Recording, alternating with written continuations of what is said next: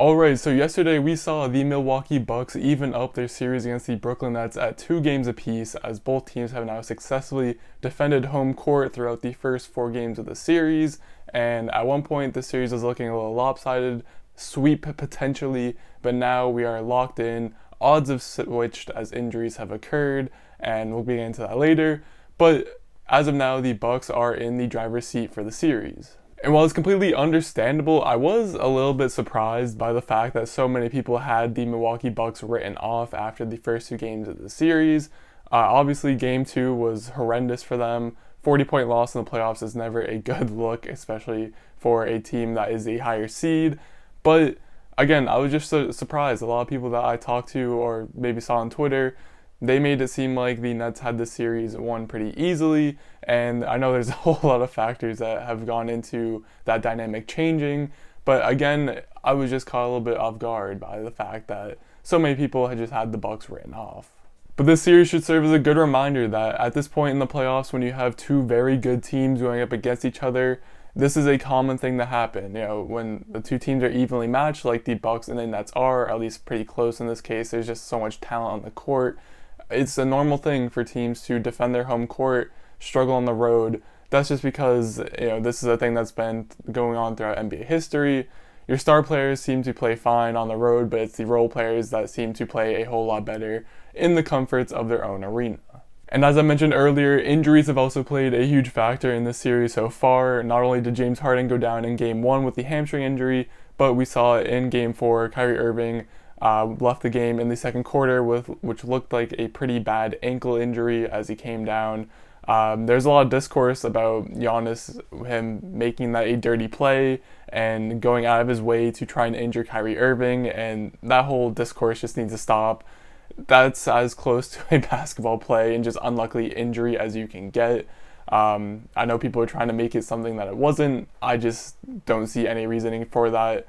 But simply put, injuries just suck, especially in the NBA playoffs. We want to see these teams at their full strength. We want to see as much talent on the courts at one time as possible.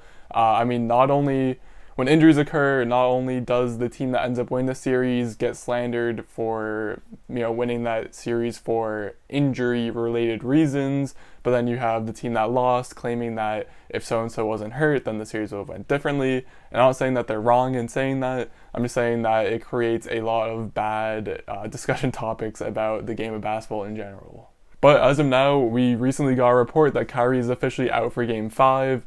James Harden hasn't officially been ruled out yet, but it's looking like he's not going to play unless I've missed something obvious. But in my opinion, it seems likely that we're not going to be seeing Kyrie Irving until a potential Game 7, whereas as we've seen the injury reports recently, I think there is a chance we could see James Harden in Game 6, although that's going to be totally dependent on what happens in Game 5.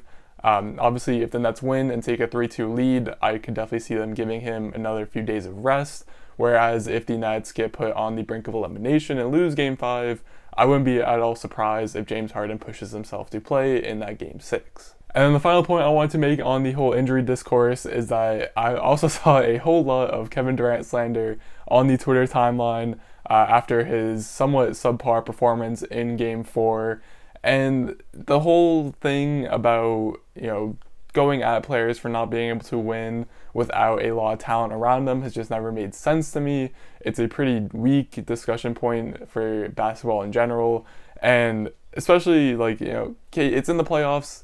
KD was the only elite scorer on his team. And of course, the Bucks did their best to just make sure that he didn't get his, or at least made sure that there wasn't too much damage that was happening because of Kevin Durant. Obviously, he's going to score every now and then just because he's a generational scorer. But again, only having Kevin Durant on your team to lead the offense isn't going to translate to a whole lot of wins, especially against a great defense like the Milwaukee Bucks. This Nets team is specifically built to be played with a trio of superstars with Kyrie Irving, Kevin Durant, and James Harden. We saw in Games 2 and for parts of Game 3 that they can make do with just two stars. Even during the regular season, we saw this a lot as one of Durant, Irving, or Harden was out with injury or for other reasons. And again, with two of the three, they seem to be okay. But with one of the three, the rest of the roster just is not good enough talent-wise to be able to support the one-star player. So it'll definitely be interesting to see what the Nets do in Game 5 to try and get more offense and just, scoring creation out on the court. Obviously, Joe Harris can be used as an off-ball threat. Maybe we see a throwback Jeff Green game. Maybe Blake Griffin goes crazy again. Who knows, but they're going to have to come up with something with both Harden and Kyrie presumed to be out for Games 5. But with that being said, let's get into the specific topic I wanted to get into this video. And that is just, with all this injury nonsense and stuff going on, credit should absolutely be given to the Milwaukee Bucks, specifically PJ Tucker, for the absolute great game that they had in Game 4. Tucker played tremendous defense on Kevin Durant throughout the entire game, and just overall was a big reason for the Bucks getting the crucial win. For a quick season recap for those who might have forgotten, PJ Tucker was traded from Houston to Milwaukee. Milwaukee gave up DJ Wilson, DJ Augustine, and a 2023 first-round pick at the trade deadline, and at the time, this was a trade that a lot of people thought could potentially move the needle in terms of Milwaukee getting to both the Eastern Conference Finals and the NBA Finals, as PJ Tucker is a proven winner.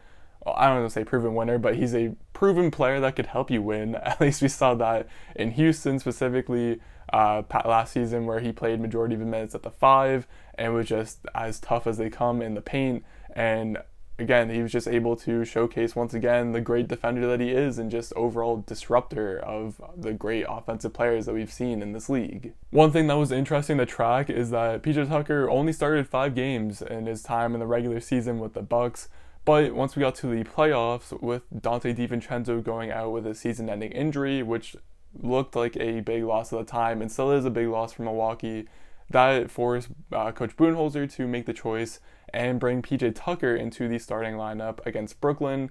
Obviously, he had the vision that Tucker could match up on Kevin Durant or James Harden, whoever he was on at the time during the game. Basically, just getting some more defense into the starting lineup, so that way Bucks could potentially switch better or just play better defense in general. And we all know how the first 2 games for this series went.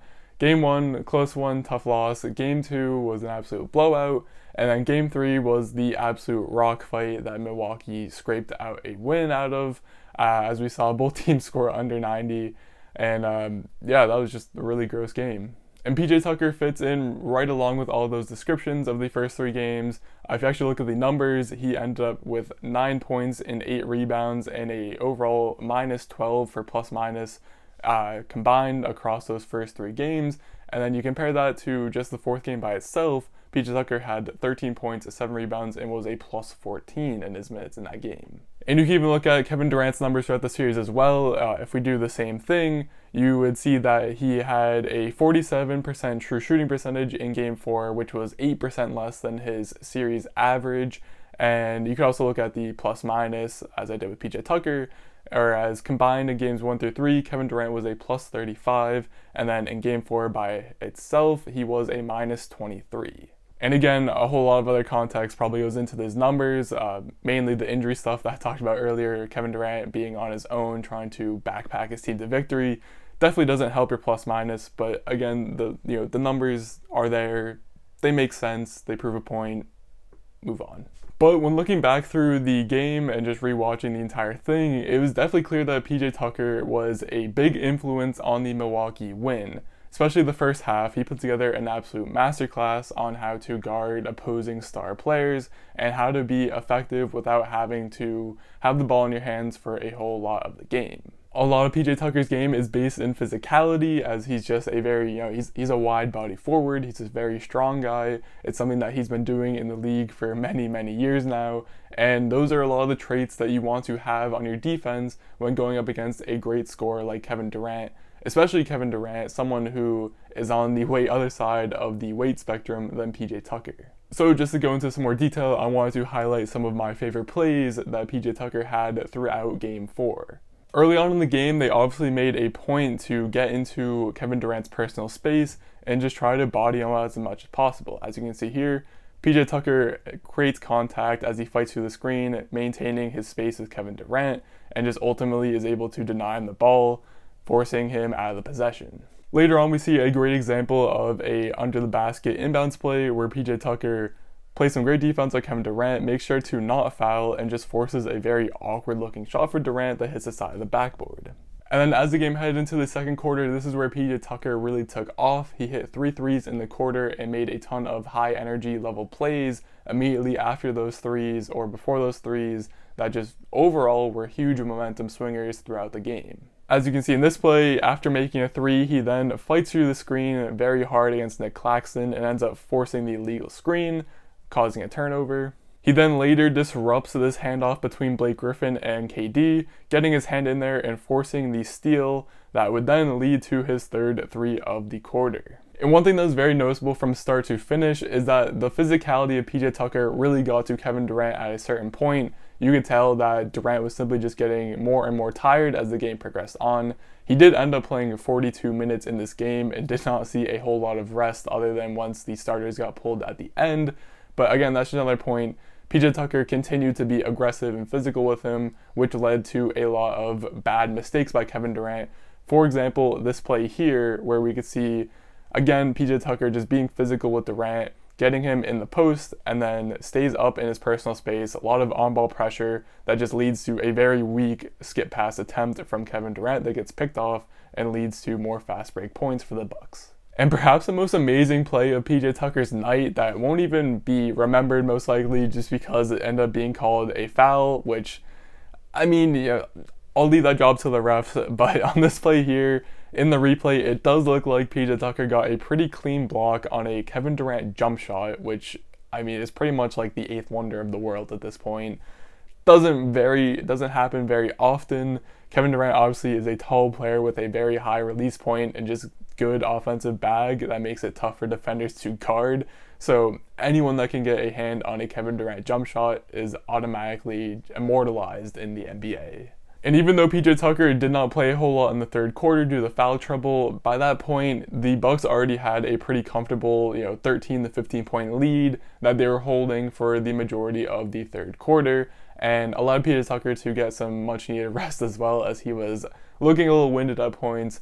But then skipping ahead to the fourth quarter, PJ Tucker with just a few more great defensive plays. Here we see him doing a great job of denying the ball to Kevin Durant, and he eventually forces him to go backdoor into the help defense that leads to a nice pickoff by Pat Connaughton. And then one last play here, Kevin Durant attempts to use the screen to get PJ Tucker off of him, and then proceeds to try to draw the, depending on what you think about it, cheap, pull-up foul after the quick screen, and PJ Tucker doesn't fall for it, stands strong, and ultimately just forces a terrible shot from Kevin Durant. And you could tell by this play itself that Durant was just absolutely frustrated this entire game. Again, a lot of credit goes to PJ Tucker. He did an absolutely amazing job on Kevin Durant throughout the entire game. Now, obviously, there are a lot of directions that this series could go in, with presuming that Harden and Kyrie are both going to be out for Game 5.